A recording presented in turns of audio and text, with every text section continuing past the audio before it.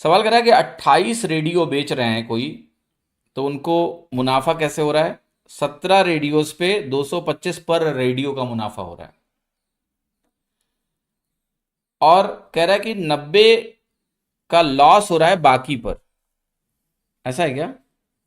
नहीं, 28 रेडियो को 225 के मुनाफे पे बेचा जा रहा है पर हेड, और 17 रेडियो को 90 पर के लॉस पे। अच्छा, टोटल 45 रेडियो है इसका मतलब। ठीक है, टोटल प्रॉफिट परसेंटेज मुझे दिया है 22.5%।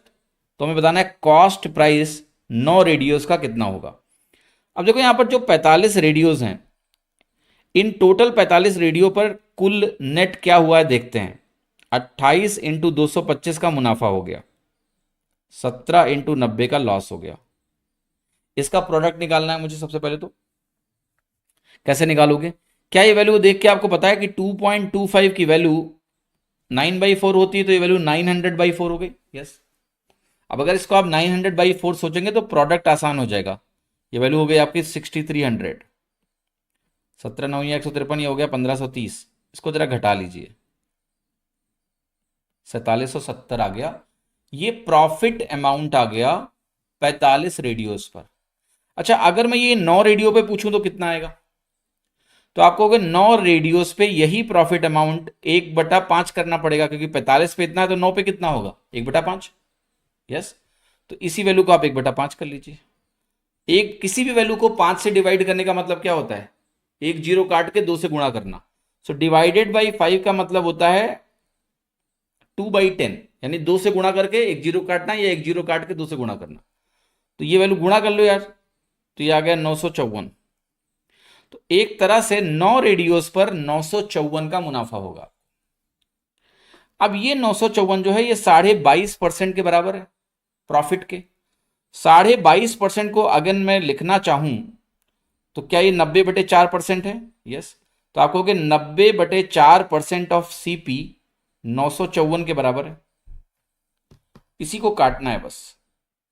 काटिए, 9 × 9 = 9 × 6 = 54, आ गया 10.6।